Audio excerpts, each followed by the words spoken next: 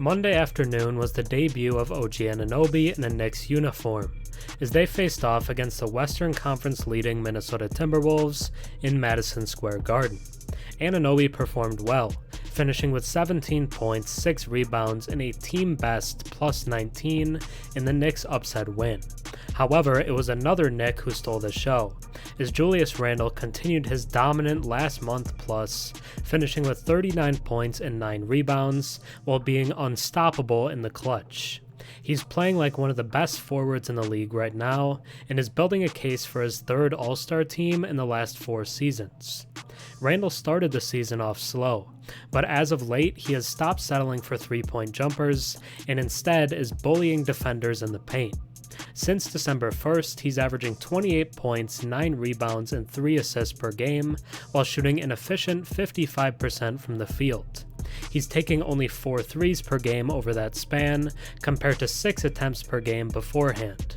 He's putting his head down, finishing through contact, and getting to the line, which has allowed for the 8-point jump in points per game since December 1st, compared to the games played before it. Despite the public almost unanimously viewing Jalen Brunson as the team's best player, there's a very strong argument that Randle has been the team's best player over the past month and a half. Randle has become one of the most disrespected stars in the league, as a lot of the discourse surrounding him has been that the Knicks should trade him, and that he's a negative player when it's all said and done. Outside of the down year in 2022, he's been one of the best forwards in the entire league over the past 4 years.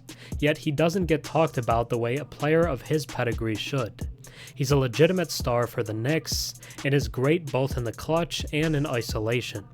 It seems as if his performance over the last month has gone relatively unnoticed by the masses, but he deserves recognition for it. Julius Randle deserves more respect. Now let's take a deeper look at the game against Minnesota. Before we get into the disrespected star in New York, if you enjoy my content and watch a few videos of mine, think about subscribing. 96% of my viewers are actually not subscribed, so if you watched me before and enjoy the content, drop a sub and comment down below. It really helps the channel. On Monday afternoon, Julius Randle came in clutch, scoring 12 out of the last 13 points for the Knicks. The game got a bit dicey as they almost blew a 22-point lead in the third quarter, but they managed to pull off a 112-106 win against the Timberwolves. Randle ended the game with a game-high 39 points, just 2 shy of his best this season, and grabbed 9 rebounds in the process. This victory not only broke the Knicks' 3-game losing streak, but also marked OG Anunoby's first game with the team. On Saturday, OG Anunoby, along with Precious Achiuwa and Malachi Flynn, joined the New York Knicks after a trade that sent RJ Barrett and reserve guard Immanuel Quickley to the Toronto Raptors. In his debut game, Anunoby scored 17 points and grabbed 6 rebounds, but did end up fouling out in the fourth quarter. Jalen Brunson had an interesting performance, with 16 points and a career-high 14 assists for the Knicks, but shot an ugly 5 of 23 in the outing. Dante DiVincenzo contributed 15 points, and Quentin Grimes added 10 coming off the bench. The Timberwolves, leading the Western Conference, saw Anthony Edwards leading the charge with 35, accompanied by Karl-Anthony Towns scoring 29. Despite their efforts, the Timberwolves had their 2-game winning streak snapped, and Rudy Gobert recorded a double-double with 10 points and 15 rebounds.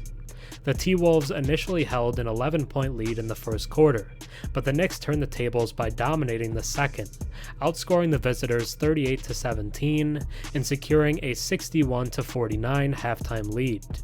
In the third quarter, OG Anunoby's three-pointer at the 4:58 mark widened New York's lead to its peak at 83-61. A late layup by Jordan McLaughlin kick-started a 19-5 run for Minnesota, bringing them within reach at 99-95 after Karl-Anthony Towns' three-pointer with 6:40 remaining. The teams then experienced 4 consecutive scoreless trips before Julius Randle's back-to-back buckets extended the Knicks' lead to 103-95. Anthony Edwards made 2 free throws at 4:30, leading to 8 consecutive possessions without a score for both teams. Randle broke the drought with a second-chance 20-footer at just about 2 minutes remaining. Towns' three-pointer reduced the Knicks' lead to just 5 with a minute and 14 seconds left. Dante DiVincenzo missed a three-pointer 23 seconds later, but Towns' fall-away shot also missed with 41 seconds to go. Randle capitalized by converting an old-fashioned three-point play. In the final 6 minutes, DiVincenzo's free throw with 13 seconds remaining was the only point not scored by Julius Randle.